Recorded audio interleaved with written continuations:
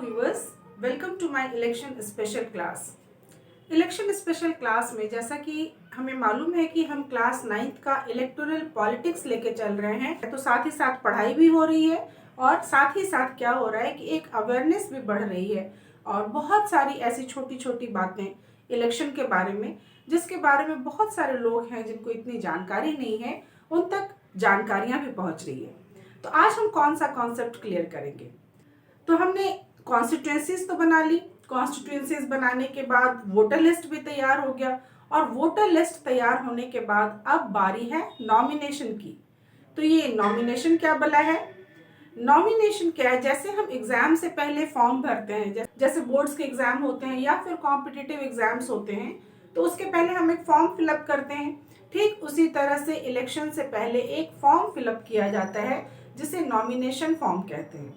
अब ये nomination form fill करना जरूरी होता है उन कैंडिडेट्स के लिए जो इलेक्शन में कॉन्टेस्ट कर रहे हैं। तो जैसा कि आप लोगों को पता है कि हमारा देश जो है वो एक डेमोक्रेटिक कंट्री है और हमारे पास रियल चॉइसेस हैं। रियल चॉइसेस माने ढेर सारे कैंडिडेट्स और ढेर सारी पार्टीज जिनमें से हमें अपने रिप्रेजेंटेटिव को चुनना है। तो ये तभी संभव हो पाता है जबकि किसी भी प्रकार का कोई रिस्ट्रिक्शन ना हो या फिर कुछ निश्चित अहर्ताएं हो जिसको प्राप्त करना जरूरी है, क्वालिफिकेशंस जिसे हम कहते हैं।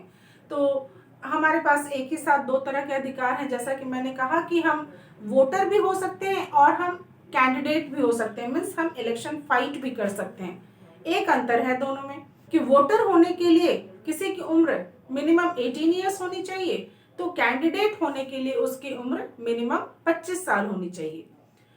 दूसरी इंपॉर्टेंट बात है कि इसके अलावा कुछ और रिस्ट्रिक्शंस होते हैं।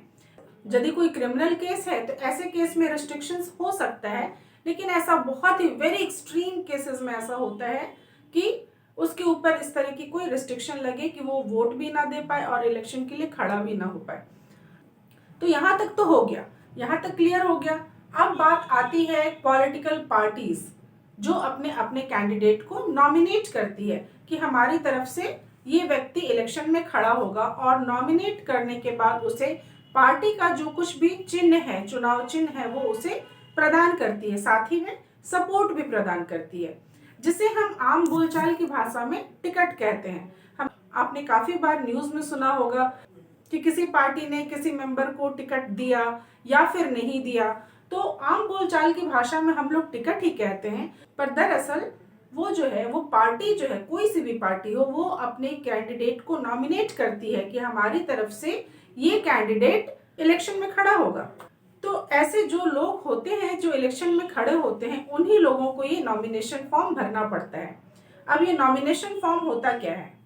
तो recently a new system of declaration has been introduced by supreme court. Supreme court के द्वारा एक नए सिस्टम ऑफ डिक्लेरेशन को शुरू किया गया है। ये सिस्टम ऑफ डिक्लेरेशन क्या है? सिस्टम ऑफ डिक्लेरेशन में क्या है कि जो कैंडिडेट है, जो कि चुनाव लड़ रहा है, उसे एक लीगल डिक्लेरेशन करनी होती है जिसमें कि उसकी सारी चीजों के बारे में फुल डिटेल्स होती है। जैसे फॉर एग्जाम्पल जैसे कि serial criminal cases pending against the candidate, यानी कैंडिडेट के विरुद्ध यदि कोई क्रिमिनल केस चल रहा है तो इसके बारे में कैंडिडेट को ये सूचना जारी करनी होती है कि उसके खिलाफ कहीं कोई क्रिमिनल केस तो नहीं चल रहा। दूसरा है कि details of assets and liabilities of his और हर फैमिली, यानी कि उसके क्या क्या एसेट्स हैं, क्या धन संपत्ति है, और एसेट्स के बाद क्या आता है, लायबिलिटीज, यानी उसकी क्या जिम्मेवारियां हैं परिवार के प्रति और परिवार में क्या क्या जिम्मेवारियां हैं, इसकी जानकारी देनी होती है। और तीसरी है एजुकेशनल क्वालिफिकेशन, यानी कि वो कितना पढ़ा लिखा है, वो कितना पढ़ा लिखा है, ये भी डिक्लेयर करना जरूरी होता है। तो ये नॉमिनेशन फॉर्म होता कैसा है, चलिए देखते हैं। तो आते हैं अपने वोटर हेल्पलाइन ऐप के पास। वोटर हेल्पलाइन ऐप में क्या होता है कि जब हम इसे क्लिक करते हैं और खोलते हैं तो हमारे पास एक नया पेज खुलता है जिसमें बहुत सारे इंफॉर्मेशन के साथ साथ एक है कैंडिडेट इंफॉर्मेशन। कैंडिडेट इंफॉर्मेशन को हम क्लिक करेंगे और कैंडिडेट इंफॉर्मेशन को क्लिक करने के बाद अगेन हम देख सकते हैं कि कितने सारे लोग हैं जो इलेक्शन फाइट कर रहे हैं, इलेक्शन कॉन्टेस्ट कर रहे हैं। अब इसमें से हम रैंडमली किसी एक का उठा के देखते हैं कि क्या डिक्लेरेशन ये करते हैं।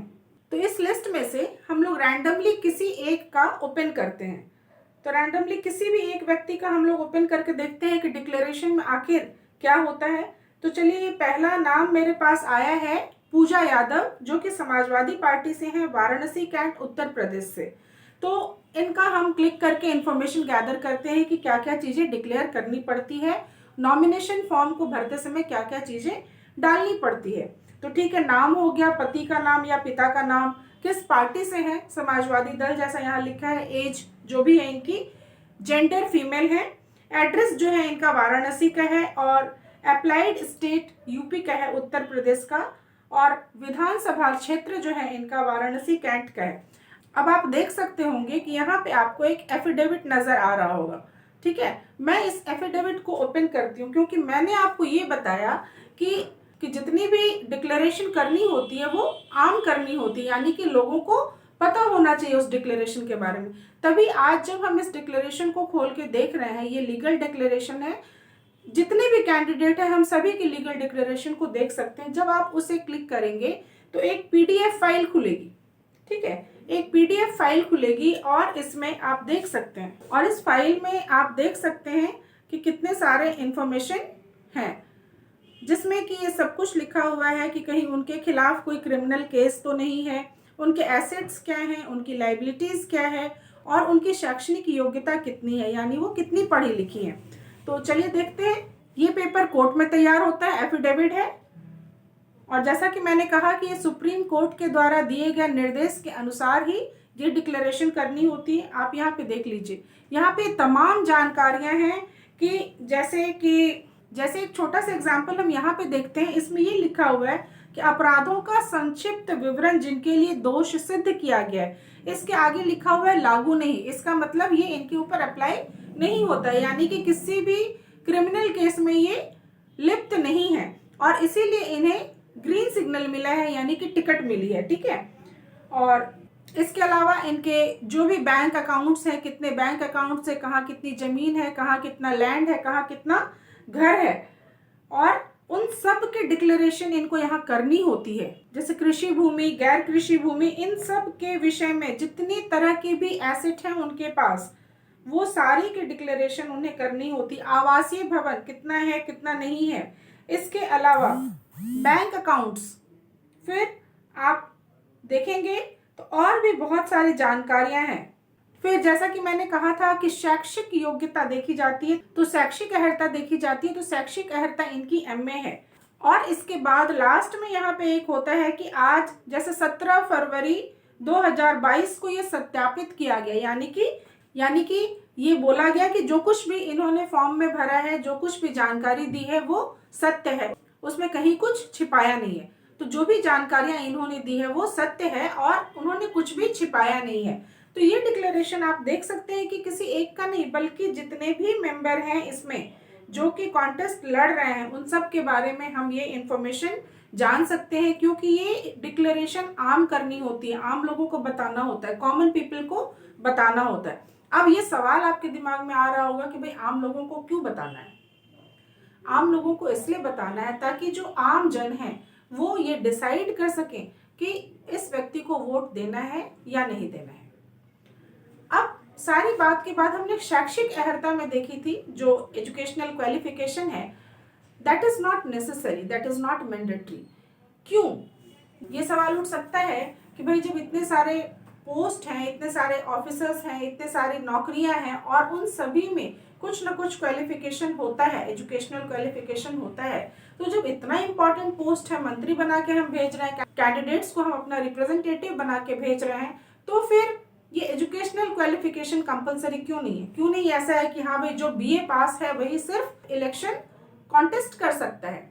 तो इसकी वजह है, सबसे पहली बात तो ये कि इलेक्शन लड़ने के लिए शैक्षिक अर्हता से ज़्यादा जरूरी, एजुकेशनल क्वालिफिकेशन से ज़्यादा जरूरी दूसरी चीज़ें हैं, जैसे कि उस व्यक्ति की आम जनमानस में पहुंच कितनी है, वो उनके समस्याओं को कितना समझता है, उसको कितने अच्छे से सॉल्व कर सकता है, ये सब चीज़। जैसा कि आप एक एग्जाम्पल ले सकते हैं कि ऐसा हो सकता है कि कोई व्यक्ति ऐसा हो जो कि पढ़ा लिखा अच्छा नहीं हो, लेकिन वो क्रिकेट अच्छा खेलता हो, तो क्रिकेट खेलने के लिए अगेन जैसे एजुकेशनल क्वालिफिकेशन कंपलसरी नहीं है कि भाई इतना पढ़ा होगा तभी क्रिकेट खेलेगा, ठीक उसी तरह से इलेक्शन कॉन्टेस्ट करने के लिए भी एजुकेशनल क्वालिफिकेशन कंपलसरी नहीं है। क्योंकि यदि हम मान लेंगे कि एजुकेशनल क्वालिफिकेशन को कंपलसरी कर दे कि ठीक है जो बीए पास होगा वही इलेक्शन लड़ सकता है, तो क्या होगा कि अभी भी भारत में बहुत बड़ी संख्या में इलिटरेसी है और बहुत सारे ऐसे लोग हैं जो कि ज़्यादा पढ़े लिखे नहीं हैं। तो ऐसे में जो एक भारत का जो लोकतंत्र है, जो प्रजातंत्र है, जो डेमोक्रेसी है, वो कहीं ना कहीं कमजोर पड़ेगा। क्योंकि हम क्या कर रहे हैं कि जो मेजॉरिटी है उसमें उन लोगों को हम कहीं ना कहीं नजरअंदाज कर रहे हैं कि वो इलेक्शन कॉन्टेस्ट करने के लिए शामिल ही नहीं हो पाए। तो ये कहीं ना कहीं प्रजातंत्र को कमजोर करता है और यही वजह है कि कितना पढ़ा लिखा है ये तो डिक्लेयर करना पड़ता है, लेकिन ये कंपलसरी नहीं है कि इतना पढ़ा लिखा होगा तभी वो इलेक्शन फाइट कर सकता है। तो आज की क्लास में हमने देखा नॉमिनेशन। अब कल क्या आने वाला है, कॉन्स्टिट्यूएंसी तैयार हो चुकी थी हमारी, कॉन्स्टिट्यूएंसीज तैयार होने के बाद हमने रिजर्व कॉन्स्टिट्यूएंसीज भी देख लिया था, और उसके बाद रिजर्व कॉन्स्टिट्यूएंसी के बाद वोटर लिस्ट की बात तो मैंने काफी पहले ही आपको बताई थी। फिर आता है हमारा नॉमिनेशन फॉर्म का स्टेप, जिसको मैंने आज की क्लास में क्लियर किया है। अब नॉमिनेशन के बाद क्या हो गया, इलेक्शन के लिए हमने फॉर्म तो भर दिया, अब एग्जाम की बारी है। तो एग्जाम के लिए हम क्या करते हैं, प्रिपरेशन। तो प्रिपरेशन में क्या होगा, कैंपेनिंग। कैंपेनिंग क्या होता है, कैसे होता है, क्या नारे लगाए जाते हैं, इन सब को जानने के लिए आपको मेरी अगली क्लास में आना पड़ेगा। और तब तक मेरे पुराने वीडियोस को देखिए और जानिए कि इलेक्शन में हर स्टेप पे क्या क्या होता है। तो मिलते हैं अपनी अगली क्लास में अगले कॉन्सेप्ट को लेके। Thank you so much for watching.